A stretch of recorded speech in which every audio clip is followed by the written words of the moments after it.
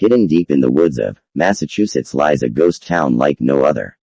A place abandoned by time, haunted by legend, and etched with the whispers of witches, curses, and something even darker. Locals say the land itself is cursed. Paranormal investigators won't enter after dark, and those who do don't always come back the same. This isn't just a forgotten village. It's a living graveyard of secrets. Welcome to Dogtown if you dare. Our story begins in the early days of New England. By the late 17th century, English settlers on Cape Ann were drawn inland, seeking refuge from marauding pirates and the threat of coastal raids. In 1693, families began moving to a high rocky plateau safely away from the shore. They cleared the dense forest for timber and pasture, establishing what was then called the Common Settlement, the first inland community of Old Gloucester. Over the next decades, the settlement grew. By the mid-700s, as many as 60 to 100 families lived in Dogtown's cluster of simple farms and cottages. Children's laughter and the ring of blacksmiths' hammers once echoed, where now only the wind is heard. Life on this upland was hard-scrabbled but free. The common settlement houses were humble one-story structures, some made of sod or wood with small gardens and cow pastures. The people who dwelt here were hardy fisher folk and farmers. Many of Dogtown's men marched off to fight in the Revolutionary War, and local lore even holds that some helped row General Washington across the Delaware River on that fateful night in 1776. For the women, children, and old men left behind, Dogtown was a haven far from the conflict. Henry David Thoreau, visiting long after the war, wrote of coming upon boulders scattered over bare hills in a peculiar, desolate landscape unlike any other on Cape Ann. Yet, even in those early days, Dogtown had an otherworldly quality. The terrain itself set it apart. Great granite erratics littered the land, left by ancient glaciers and uncanny poses. One famous formation, the whale's jaw, stood like the gaping mouth of a leviathan breaching from the earth. Two massive rock spires eerily resembling a giant whale's jaws poised to snap. In twilight, the silhouettes of gnarled trees and boulders could play tricks on the mind. The isolation, the strange rocks, the thick woods. Dogtown's atmosphere was primed for mystery, even from the beginning. Originally, this upland haven was simply called the Commons, but it would gain a darker nickname in time. For a while, though, Dogtown prospered modestly. By 1750, roughly 80 houses dotted the windswept moors. Families eked out a living by grazing sheep and oxen on the common land, cutting timber and trading in the harbor town of Gloucester a few miles away. Paths connected the little homesteads in a central Dogtown square as we now know it formed the heart of the community. In these years, Dogtown was poor but busy, a frontier village alive with human voices. But that would not last. The American Revolution ended and with it the unique purpose of Dogtown began to fade. By the early 1800s, the seas were safe once more. Gloucester's focus shifted back to its bustling fishing harbor and new roads opened along the coast. The rocky soil of Dogtown yielded little, and economic opportunity beckoned elsewhere. One by one, the able families left, loading wagons and heading for better farmland or moving down to the prosperous ports. By 1815, Dogtown was unraveling. Only a stubborn few remained. War widows, elderly couples, freed slaves, and drifters with nowhere else to go. And so, the once lively common settlement fell into ruin. Abandoned houses collapsed or were scavenged for timber. Wild dogs left behind by departing owners roamed the overgrown lanes in feral packs. Their mournful howls at night only added to the settlement's creeping dread. With the respectable families gone, Dogtown's reputation took a turn. The neighbors down in Gloucester began to whisper that those who stayed behind did so for sinister reasons. By the 1820s, locals called the place Dogtown. And some say, because of those feral dogs hunting the moors. Others say it is a slur, implying that it was a town only fit for dogs or the lowest of society. This is when Dogtown's legends truly took hold. Travelers passing through the abandoned village at dusk reported strange phenomena. Distant booming sounds echoing across the hills with no clear source, and flickering ghost lights dancing among the trees. As Gloucester citizens heard tales of uncanny lights and noises, fear of the deserted village grew. The impoverished women who remained in Dogtown, many without family, scraping by on charity or odd jobs, became objects of gossip and suspicion. People muttered that these reclusive inhabitants were practicing witchcraft in the lonely uplands. What else, they reasoned, could explain the uncanny sounds and lights, the eerie misfortunes that seemed to emanate from Dogtown? By 1820, Dogtown was a ghost village in all but name. Only a dozen or so souls still lived among the sagging cabins and cellar holes. These last residents were a rough lot, the sorts of people 19th century society didn't know what to do with. They were widowed or unmarried women without means, eccentric old men and fugitive from life's disappointments. Isolated and proud, they were the outcasts of Capine. And among them, a handful of formidable women gained infamy as the so-called witches of Dogtown.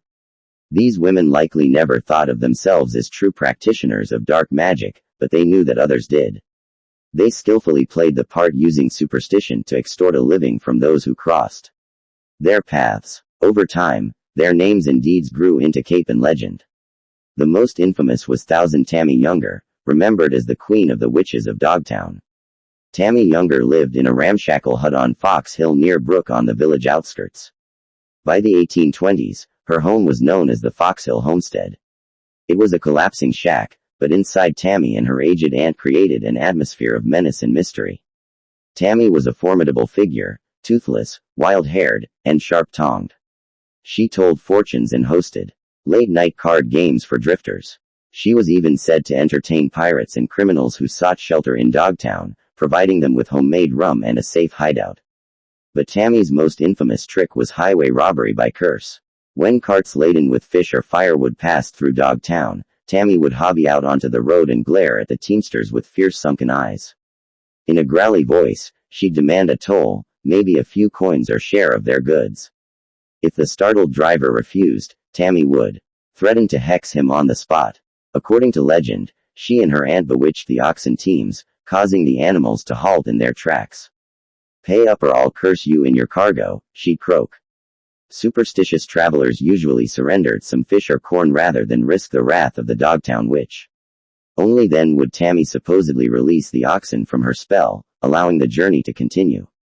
It was essentially extortion, and it worked. Tammy Younger's intimidation tactics earned her a fearful respect. Mothers in Gloucester would quiet naughty children by saying that Tammy will get you if you don't behave. When Tammy Younger died in 1829, her legend only grew. John Hodkins, the carpenter tasked with building her coffin, left the finished coffin in the workshop overnight before the burial. His family later reported feeling an unearthly chill emanating from the box. Mrs. Hodkins refused to sleep under the same roof as Tammy's coffin. Tammy was laid to rest in Gloucester's third parish burial ground, but some say that her spirit never left Dogtown. Living with Tammy was her aunt, Lucy, old Lucy George, another reputed witch. Lucy George was elderly, but as crafty as her niece, she too leveraged fear to survive. Lucy would lurk by the roadside and curse at passing wagons, muttering incantations until the drivers felt compelled to toss her a few goods to make her go away. By all accounts, Lucy was as shrewd as Tammy, and the two women formed a little empire of fright. On Fox Hill, another Dogtown character was Peg Wesson, an old woman whose legend is perhaps the most fantastical. Old Peg was rumored to fly on a broomstick over the village at night. One story claims that during the War of 1812, soldiers camped near Gloucester saw a huge black crow circling overhead and, suspecting a witch's trick, shot at it with a musket loaded with a silver button. Silver being a traditional charm against witchcraft, the crow fell from the sky beyond the trees. And the very next day, Peg Wesson was allegedly found nursing a mysterious wound. And when a doctor examined her leg, he extracted that same silver button from her flesh. To superstitious locals, it was proof that Peg had shape-shifted into a bird and been brought down by that enchanted shot. Such tales cemented Peg's reputation as a witch who could turn into an animal at will.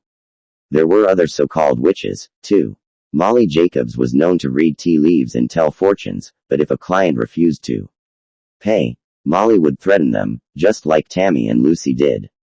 By fortune-telling, crafting herbal remedies, and occasionally bullying those who passed through, these women survived on the fringe of society. Over time, the line between fact and folklore began to blur. The citizens of Gloucester came to sincerely believe that Dogtown was a cursed place. By the late 1820s, Dogtown's last inhabitants had died off. One by one, the infamous witches passed away. Some in their beds, some frozen in winter, and some possibly meeting violent ends in isolation. Dogtown became utterly deserted, and the little settlement on the hill had become a true ghost town. The last derelict houses of Dogtown were torn down or fell to pieces by around 1845.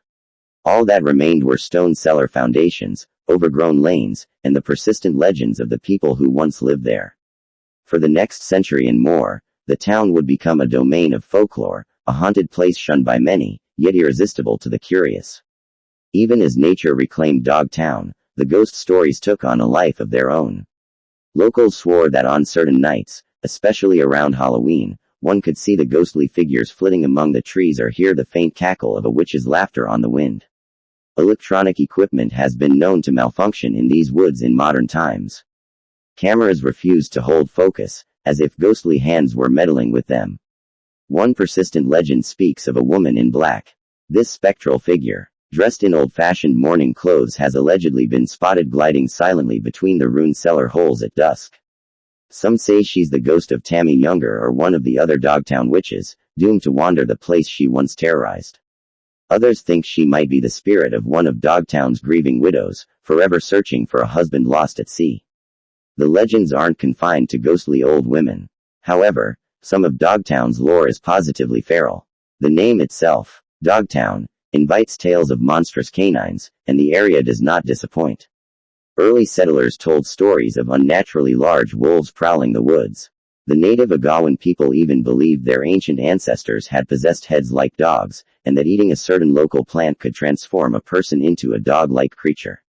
These whispers lay dormant for centuries, but then came a chilling modern encounter that revived talk of werewolves on Cape Ann.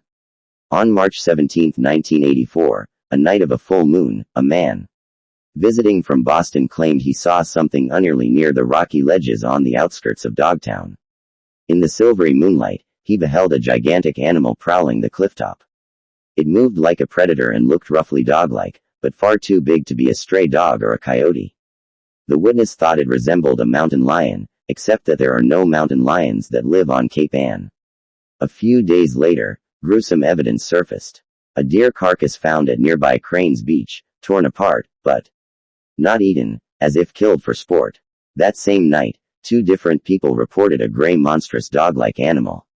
That same night, 2 different people reported a gray monstrous dog-like animal loping across the road toward Dogtown before vanishing into the woods. The timing, just after a full moon, did also not go unnoticed. Talk of a werewolf or a surviving wolf pack swept the local rumor mill. Wildlife authorities found no explanation. But those who know Dogtown's folklore nodded knowingly. After all, hadn't the Agawam stories said human forms could blur with beast? Perhaps one of Dogtown's old curses still had teeth.